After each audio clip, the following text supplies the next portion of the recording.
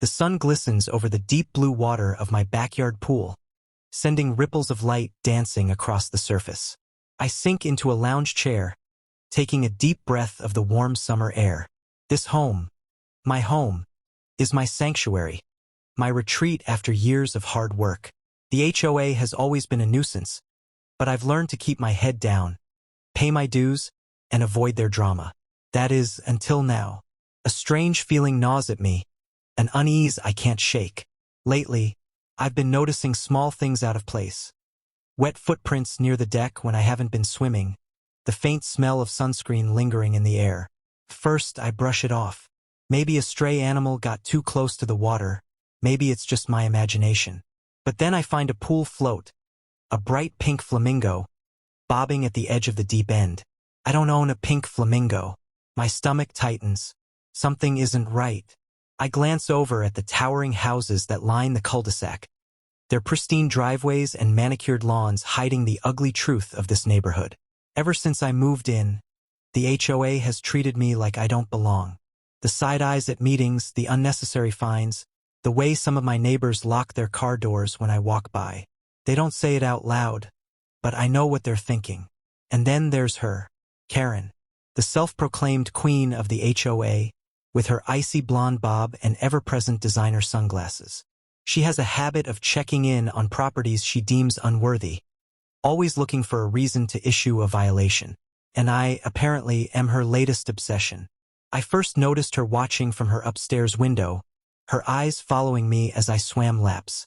Then, she started appearing more often, walking her dog conveniently near my yard, peeking through the fence when she thought I wasn't looking. The first time she made a comment, it was casual. "That's a nice pool you have there," she had said, her lips curling in what might have been a smile. Must be nice to have something like that in this neighborhood. The emphasis on this neighborhood hadn't gone unnoticed. I should have trusted my instincts, should have known she was up to something. Because last night, I heard it, the distinct splash of someone diving into my pool. By the time I got outside, the water was still rippling, but no one was there. Just the sound of hurried footsteps retreating into the darkness. Whoever it was had been bold. Too bold. I stepped back onto my deck, narrowing my eyes. Someone's been trespassing, using my pool like it's their personal resort. And I'm about to find out exactly who it is. The next morning, I wake up to the sound of laughter. High-pitched, carefree, wrong. It's coming from outside. I rush to my back window, heart pounding. Sunlight spills over the water, and there, floating lazily on a giant inflatable unicorn, is a woman with sleek blonde hair, oversized sunglasses, and a smug expression. Karen. She's in my pool. For a moment, I just stand there, gripping the windowsill. Disbelief turns to anger as I take in the scene. A half-empty bottle of rose sits on the pool's edge, 2 glasses beside it. The faint scent of sunscreen and perfume drifts in through the open window. I push open the sliding door, stepping onto the deck. Karen doesn't even flinch. She just tilts her head back, soaking in the sun. "Morning," she drawls, stretching like she owns the place. I fold my arms. "What the hell are you doing in my pool?" She finally lifts her sunglasses, her blue eyes cool and calculating. "Your pool? Oh, sweetheart." She lets out a breathy laugh, as if I just told the funniest joke in the world. "I thought you weren't home last night, so I figured I'd take a little dip. Keep it from getting neglected." Neglected. That word. I know what she means. She doesn't think I belong here. Doesn't think someone like me should have something so nice. Clench my jaw. "This is private property." Karen waves a dismissive hand. "Oh, don't be dramatic. It's just water. And honestly, you should be thanking me." She gestures to the crystal-clear pool. "I even skimmed out the leaves. It's called community upkeep. You wouldn't understand." My fingers curl into fists. This isn't just arrogance, it's entitlement. She truly believes she has the right to be here. I glance toward the fence, my mind racing. The gate's still locked. That means she had to have climbed over or worse, used a spare key. I take a step forward. "I want you out. Now." She sighs dramatically, stretching her arms. "Relax. It's not like I broke in. Then, with a smirk, she adds, besides, everyone in the HOA agrees. This pool is practically a neighborhood amenity. My stomach twists. Everyone in the HOA? Is she serious? I can't believe what I'm hearing. She's acting like my own property isn't mine. Like I should be grateful she's even here. She stands, adjusting her designer bikini. Tell you what, she says, stepping onto the deck. Let's talk about this at the next HOA meeting. I glare at her. There's nothing to talk about. But Karen just grins, grabbing her towel.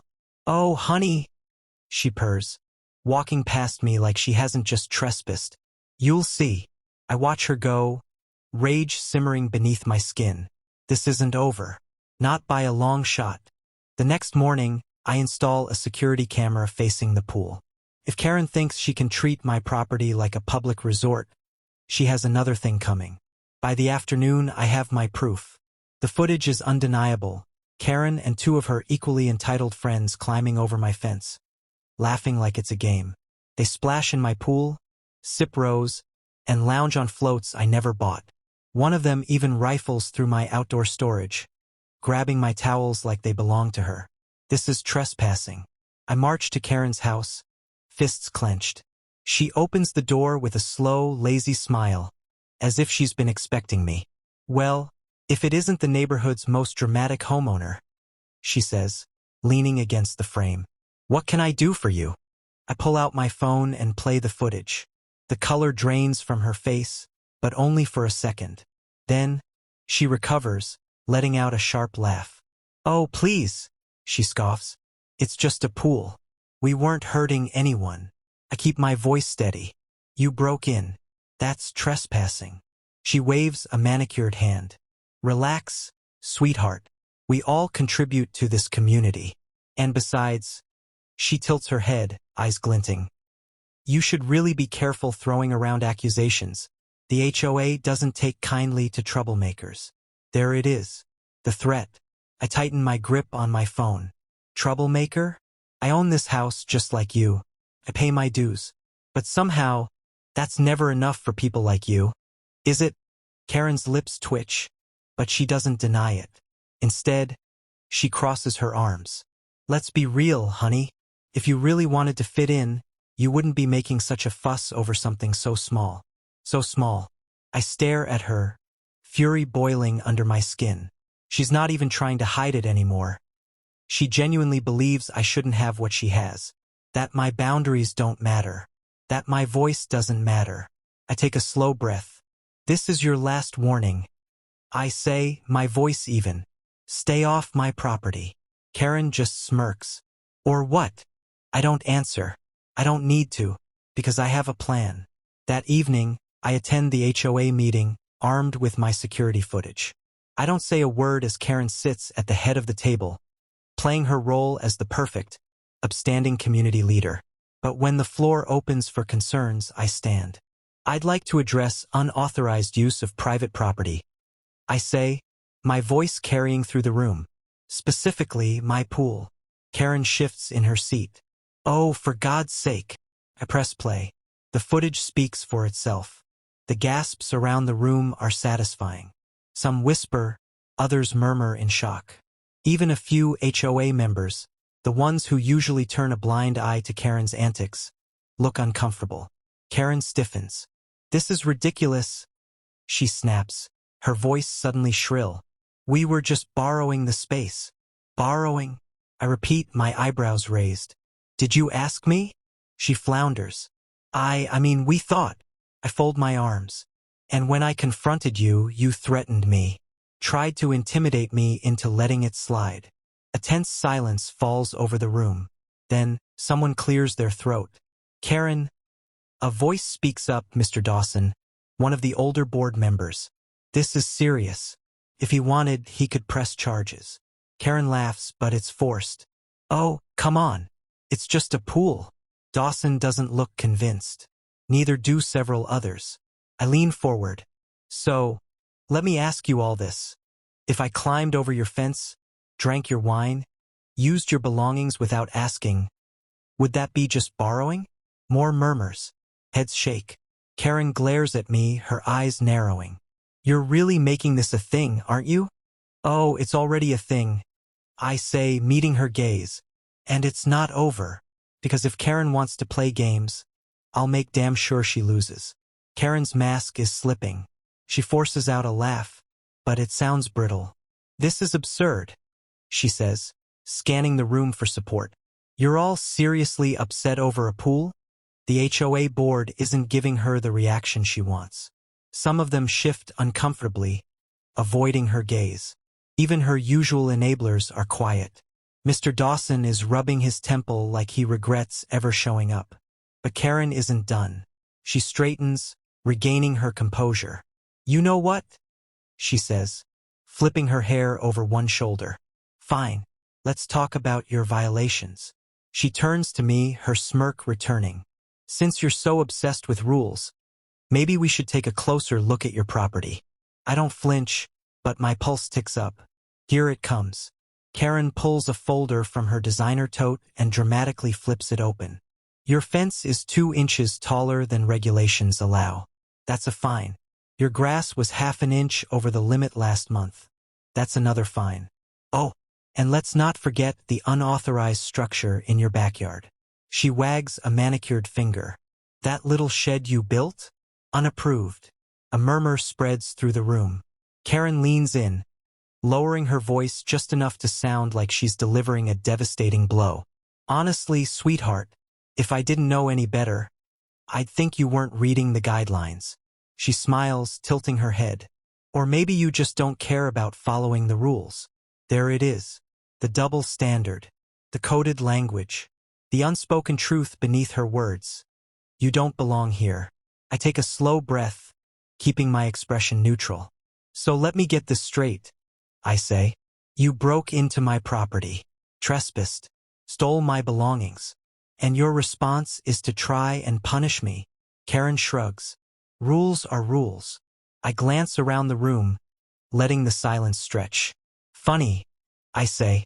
I've seen plenty of violations around here, but I don't recall anyone else being threatened with fines like this.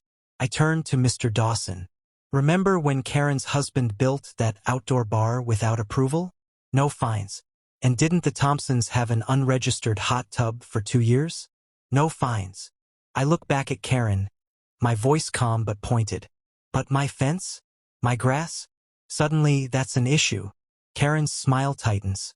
That's not. I hold up a hand. No, it's fine. Because I came prepared. I pull out a folder of my own and drop it onto the table. Karen blinks. What's this? I flip it open. Inside are pages of emails, documented complaints, and the HOA's own records. Proof of their selective enforcement. Proof of their bias. And at the very top, an official letter from my attorney. Karen snatches it up, her eyes scanning the text. Her face drains of color. I spoke with a lawyer, I say, keeping my voice steady. Turns out what you've been doing. Harassment, targeted discrimination, and this little trespassing stunt, that's a criminal offense. The room is dead silent. Karen's hand trembles slightly as she sets the letter down, but she forces another laugh. You're bluffing. I lean back. Am I? A beat of hesitation. Then, panic flickers in her eyes. She knows I'm not. I press the advantage. And here's the fun part. I continue. This isn't just about me anymore. See, after I started digging, I found other homeowners you've been harassing. People you've fined unfairly. People you've tried to push out. I gesture toward a couple in the back. New homeowners who had mysteriously racked up violations within weeks of moving in. They nod, eyes narrowed at Karen. Karen's composure is crumbling. This is ridiculous, she stammers. You're blowing this way out of proportion. No, you are, I interrupt.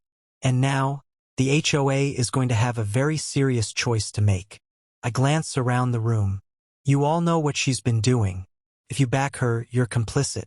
But if you cut her loose, maybe, you'll salvage what's left of your reputations. The board members exchange glances. The tension is thick, the weight of Karen's unraveling power pressing down on everyone. Karen stares at me, fury and fear warring in her expression. She thought she had me cornered. She thought she could intimidate me into silence. But now, the tables have turned. Karen's mask is completely gone now. She grips the letter from my attorney like she can will it into disappearing. This is a scare tactic, she hisses. You think you can intimidate me? I've been on this board for 10 years. I know how this works. Her voice is shrill, but there's a waver in it now, just enough to tell me she's rattled. I lean back in my chair, arms crossed. Oh, I know how it works, too. That's why I made sure everything is legally airtight. I gesture to my folder, still sitting open on the table. This isn't just a complaint, Karen. It's evidence. The HOA board members are shifting, exchanging nervous glances. Karen was their golden girl, their enforcer. But now she's toxic. And they know it. Mr. Dawson clears his throat, rubbing his temple. Karen, he says, voice measured. This is serious. Karen whips around to face him. You can't seriously be taking his side? This is my neighborhood. No, Karen. My voice cuts through hers, firm but calm. It's our neighborhood, and we're all sick of you treating it like your personal kingdom. Murmurs of agreement ripple through the room. The couple I'd pointed out earlier step forward. The husband, a quiet man named Marcus, speaks up. We moved here thinking it was a good place to raise our kids, he says. But from the moment we got here, you find us for everything. The color of our door, the length of our grass. We thought it was just bad luck. But now, he shakes his head. Now I see the pattern. More voices chime in. She did the same thing to us. I got fined for having a grill on my porch. She tried to get my lease revoked when I called her out. Karen's face is going pale. She turns back to me, and I see something in her eyes I never expected. Desperation. She knows she's losing, but she still has one card left to play. Karen straightens, smoothing her blouse like she can fix this with the right performance. All right, she says, forcing a brittle smile. Let's not be dramatic. We can work this out. How about this? She clasps her hands together. You drop this nonsense, and I'll personally make sure all your little violations disappear. The silence is deafening. I let her words hang in the air before I speak. So you're admitting it? Karen blinks. What? I tilt my head. You're saying you can make my violations disappear, which means you were enforcing them selectively to begin with.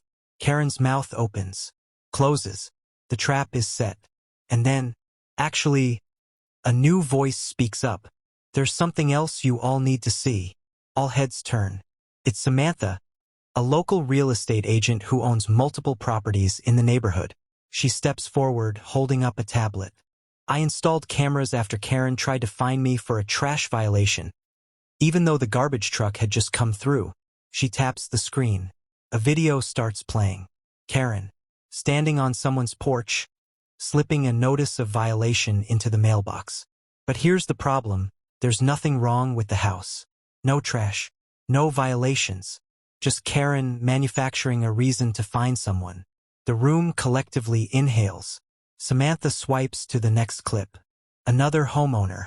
Another bogus violation. And then, one last clip. Karen, standing with a fellow board member, sneering as she gestures toward my house. We need to get rid of him. He doesn't belong here. The room erupts. Karen's panic is instant. That's taken out of context, she shrieks, reaching for the tablet. Samantha yanks it away. Mr. Dawson slams a hand on the table. Enough. His voice carries the weight of finality. Karen, this is indefensible. He looks around at the other board members, then back at her. You're removed from the HOA, effective immediately. Karen stares at him, mouth slightly open, like she can't process the words. You can't do that. Yes, we can, another board member says. Her world is crumbling. And then the final blow. I'm suing you, I say, for harassment and trespassing. Karen turns back to me, eyes wild. You. The police already have the footage, I add, pulling out my phone. You broke into my property, Karen. You stole from me. This isn't just an HOA issue anymore. It's criminal. Her face goes sheet white. And then, for the first time ever, Karen is silent. The police arrive within the hour. Karen is still standing there, her arms crossed, face pale but furious, as if sheer arrogance will make this all go away. But when the officers step inside, her expression flickers, just for a second. Fear. This is ridiculous. She hisses under her breath. This isn't a police matter. One of the officers, a tall, no-nonsense woman, pulls out a notepad. We have a report of trespassing, theft, and harassment. We've also been given video evidence. Her tone is neutral, but her gaze is steady. Karen Whitman, we need you to come with us. Karen's head snaps toward the HOA board, expecting them to intervene. But no one moves. Not a single person speaks up for her. Mr. Dawson clears his throat. We won't be pressing charges as an HOA, he mutters, trying to salvage what little dignity he has left. But, if individual homeowners take legal action, that's their business. Karen turns back to me, her eyes wide, disbelieving. You wouldn't dare. I fold my arms. Watch me. A strangled sound escapes her throat, half growl, half whimper. Then, with all the entitlement left in her body, she tosses her head back and laughs. You think this will stick? You think any of this matters? I have connections. I know people. You're nobody. One of the officers sighs. Ma'am, turn around. Karen scoffs but doesn't move, until the cuffs snap around her wrists. The moment they lock into place, she panics. Wait, you don't have to do this. I can fix this. But it's too late. The officers lead her outside, and the entire neighborhood is watching. People are gathered on lawns, peeking through windows, holding up their phones. The same neighbors Karen lorded over for years are now whispering, pointing, recording. And she knows it. Her face burns red as she's placed in the back of the squad car. This isn't over, she shouts. I built this neighborhood. I made the rules.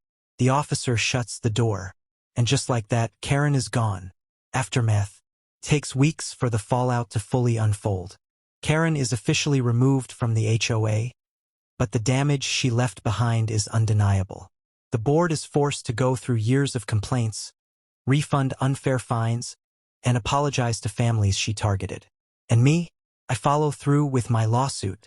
Turns out trespassing, theft, and harassment, combined with documented discrimination, make for a very expensive legal battle. By the time everything is settled, Karen is drowning in lawyer fees and forced to sell her house just to stay afloat. She moves out in disgrace, avoiding eye contact as the moving trucks pull away. No one comes to say goodbye. Justice. Final reflection. One evening, I sit on my porch, watching the sunset reflect off the pool. My private pool. No fines. No harassment. Just peace. A couple of neighbors pass by, giving me a nod. Marcus, the homeowner who spoke up at the meeting, stops at my gate. You really took her down, he says, shaking his head. Didn't think anyone could. I smile. Bullies only win when no one stands up. He nods, thoughtful. Then, after a beat, you ever actually put Jell-O in the pool? I chuckle. Guess we'll never know. Justice served.